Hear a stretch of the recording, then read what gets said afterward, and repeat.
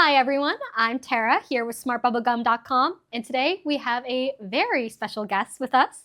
Bob, why don't you let everyone know who you are and what you do here? So I'm Bob Twaalfhoven, and I'm the founder of SmartBubbleGum.com. Awesome. So why don't you tell us a little bit about your journey with starting SmartBubbleGum.com? What was your main inspiration? Okay, so I was developing apps, and some were games, and some were educational, and some were photographic apps. And then I found that there were some educational apps that I personally really liked because I didn't like chemistry. Even though I went to MIT, I had no liking for chemistry from basically the first year when I was 14 years old. And I found an app called The Elements, and it's brilliant, and it got me to like chemistry. So then I go, okay, apps can be very useful in education. And if kids like, if you get an app and the kids like to work with it, an educational app, then that's a good thing, right? So, and they get excited about the subject, they want to learn more, then that app, I go, we need to put together a library where we have such apps that get kids excited. And that's how it started. So can you tell me a little bit about how you, SmartBubbleGum.com yourself, help categorize and find apps for your own kids? Yeah, so of course, when you talk about education, you can start with a 3-year-old and you can go all the way up to 18-year-old or even older, right? So from the beginning, I realized that for my kids, I had to find the app that was appropriate to their grade or their age group. And secondly, we started separating it by subject field, whether it is math, learning English, foreign languages, history, physics, chemistry, and so on. So you have to separate the apps and find the right one for your kid at that time, right? Now, there might be kids who are the same age. That doesn't mean that they're already at the same level of understanding in that subject. And from my experience and with my kids, every kid has particular talents, right? How do you find what that talent is and then strengthen it with the right educational materials? There's a fantastic Einstein quote. If you judge a fish by how it climbs a tree, it'll spend its whole life thinking that it's dumb. And I feel like that definitely applies a lot to what you've been discussing about how finding apps that are tailored to your child's talents and interests is a great way to get them interested in the subjects, like with Elements. On that front, what do you think makes a good educational app? How do you vet them for the website? Well, the first thing is if the kid is learning something or having fun or progressing with that app, then that app definitely qualifies. I mean, there are some other things we look for. But if they're learning something from it, then that app is good. Now, kids, the saying similar but different, right? So what is similar between kids that are all the same age, but how are they different?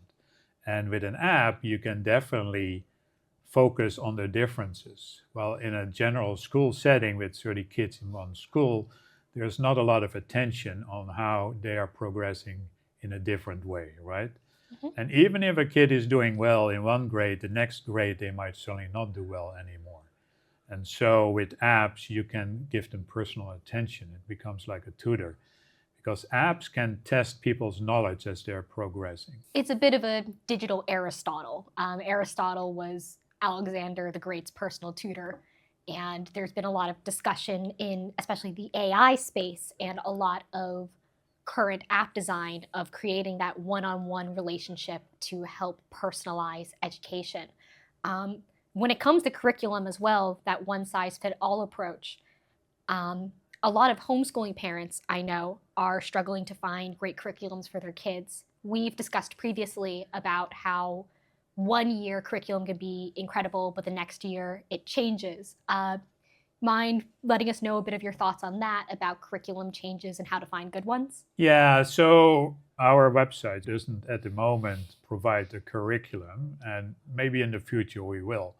On the other hand, it's an aid, it helps kids with a particular subject. And I have seen it with some of my employees where their kids started using the app and they went from not liking the subject to now they actually chose that particular subject as their profession.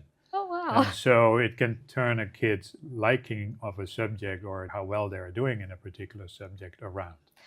And that is, the advantage. The iPad, by the way, and the iPhone, they're considered smart tablets or smartphones. And they're as powerful as most computers, right? Although in a smaller format. But a computer is basically like a dumb brain without content, right? It can be the best piece of hardware the iPad is, and the iPhone is, but it's only as good as the software that is on there. And the word app is just a different name for software. And so we not only try, we are succeeding at finding the best apps, because only 1 out of 100 educational apps is really good enough for my son. That might be good for him, and there might be other apps that work better with other kids, because like we say, similar but different, right? Yeah. And every kid is at a different level of understanding in a particular subject. And apps help a lot with that. Yeah. It's really incredible how much of this was inspired by your son. There's a really famous anecdote out there about the invention of rubber gloves. The person who invented rubber gloves invented it because his wife was a nurse and he saw that she had chapped hands every day. And he wanted to help her not have that pain. He wanted her to be able to succeed. And so he invented rubber gloves. And they say that the things that are the best inventions are made out of love for those we care about most. And so you could see a lot of love got poured into smartbubblegum.com. A minute ago, you mentioned that some of your employees' kids who utilized some of the apps on the website later went into those professions. Can you tell me a little bit more about one of those cases? Give a little bit of a storytelling behind it? Yeah, there is a app for biology. And this kid, he didn't really, care for the subject that much. And then after using the apps, he decided to go into the medical field, and now he's a veterinarian. But even for myself, there are apps on there that I use on a daily basis. One of them I found is a dictionary. And we emphasize that you should look up any word that you don't understand and clarify it, especially when you're studying. There are some examples I mentioned, like if you have a pilot on your airplane, you wouldn't want him to have skipped over some of the terminology, or, your heart surgeon, or maybe your dentist, right? So the idea that you skip words while you're studying is a wrong idea. And don't try to get the definition from the context. So I look up words all the time, right? And I may even get a tour of a museum, and if the tour guide says something I don't understand, I raise my hand. And it's funny because you'll see the other people in the group I'm with, and they get brighter, right, when the person explains the word. And it makes sense. But printed dictionaries and the English language has the benefit that there are so many people that speak English that there's a lot of choices for dictionaries. So printed dictionaries have been around for a long time. And we all know famous people that have been using, dictionaries for their education and in their daily work. But there's a big choice of printed dictionaries. When it comes to digital dictionaries, they are not so well sorted and arranged. We can go online, we can ask ChatGPT for definitions. But I've only found one with this Merriam-Webster's Learner's Dictionary that is actually the right, what we call gradient, for students. And then there's Oxford and so, but their printed versions are not so available in many different gradients or difficulty level. Yeah. The nice part about the digital age is you have all of knowledge at your fingertips. It's just about finding what knowledge is correct knowledge. Exactly, and that's what our website is about. We find it for you, right? So the point is that actually all of us nowadays, if you have an iPhone especially, there's a dictionary that comes with your iPhone. So you have a dictionary with you now at all times, which is actually incredible.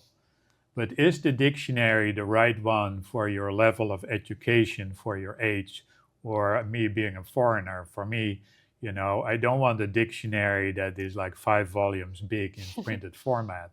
I need one that is simple enough that it doesn't come with 20 definitions, of which 15 are maybe rarely used ever, right? So that's why Merriam-Webster Learner's Dictionary is my favorite.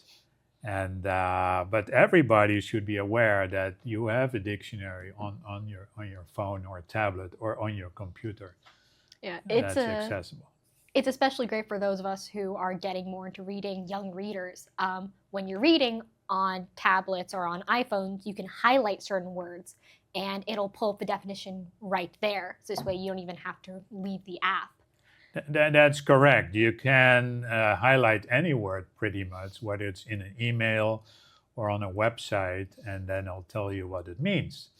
But if you don't understand the meaning, then maybe that dictionary that they're using is maybe too high a level, so then get a simpler one. Very, very true. And that's so even though I'm not a student age anymore officially, I will always be a student when it comes to life, right? I constantly look up words that I don't understand or ask ChatGPT what the meaning is. And if it doesn't make sense, I ask ChatGPT for a simpler definition, right? My very favorite ChatGPT prompt is explain it to me like I'm 5. It's my favorite prompt because you get great explanations in ways that you can understand instantly. That's good to know. I need to use that more often. I'm curious what I'll say when I'm 5, but I might ask it, hey, how about when I'm 10 or 12 years old, right? I've done that gradient before. It'll be interesting. So I'll ask stuff about like how gravity works. And if you ask it to explain the water cycle, when you say explain it like I'm 5, it'll say water can go through different forms when you add heat. And then you might have to clarify heat would be warmth. And it'll go into the very basics of steam becomes cloud, becomes rain, becomes water. For 10-year-olds, it'll describe how everything is made up of molecules that when heat is provided will start to vibrate, and that vibration makes it change state and float. Yeah, it's funny that you mentioned the word molecules because so I had mentioned the app, The Elements, before, which really got me excited for myself because I turned from not liking chemistry to, hey, I can actually like chemistry.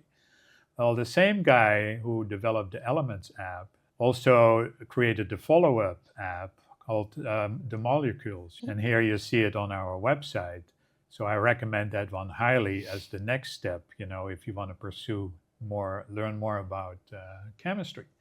And I had to learn that in school at the age of 15, and I didn't like the subject. I always barely would get a passing grade.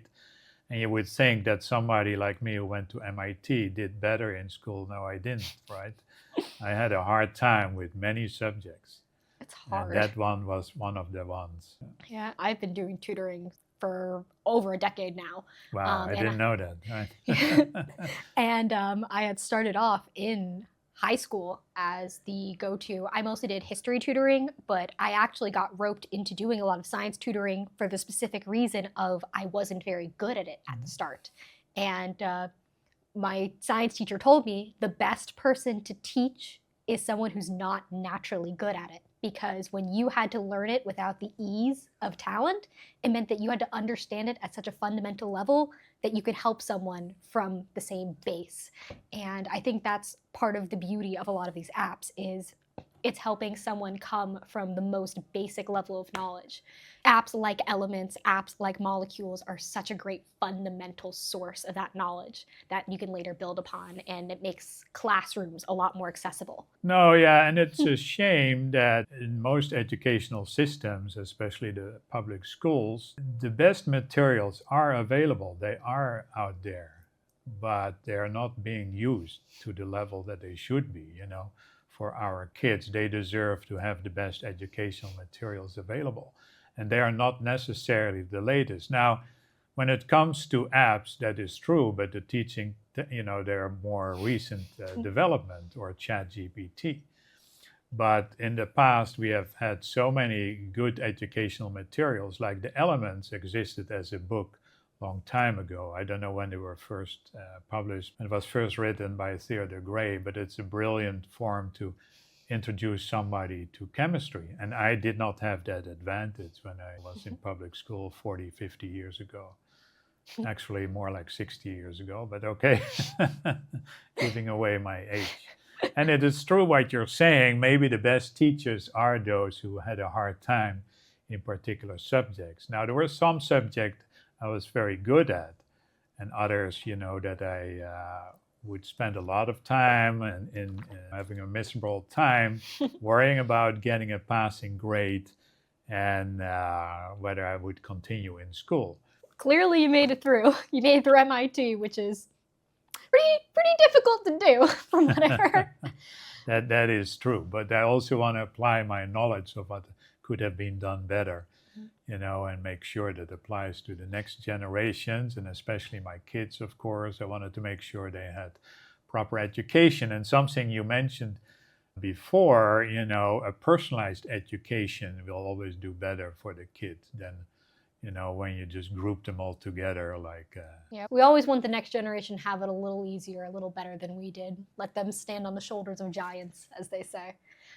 That is true, typically, but a lot of us parents want our kids to have similar experiences to what we have. And if you really look at that, you go, do we really want them to have the same experiences, go to college without really learning or having a hard time with subjects, or be miserable, right? Or have a passing grade be 60% knowledge.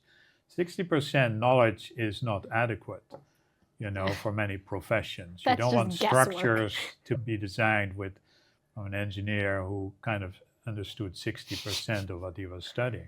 And that's actually a high figure. Yeah, that's actually, you know what? I remember in my college days, I knew kids who passed with 62%, who are now in fields that I'm very worried for. So it would be nice to not have to have that fear. When 60% was the bell curve, which means that was around average, passing grade, that was a passing grade, that was a B minus, right? And I experienced that. But half of that 60% I forgot a few days after the exam because I would cram before the exam. And that's sad to know, right? You should get it 100% right, ideally, It should stick at least a little bit. It should be something that you can bring with you. I do see that we are probably running a little short on time soon, and I'm sure that you've got lots of busy stuff to do. So, well, it was great talking. Well, no, I was going to say... somebody who has been a tutor, I like talking to them from their experience and their insight.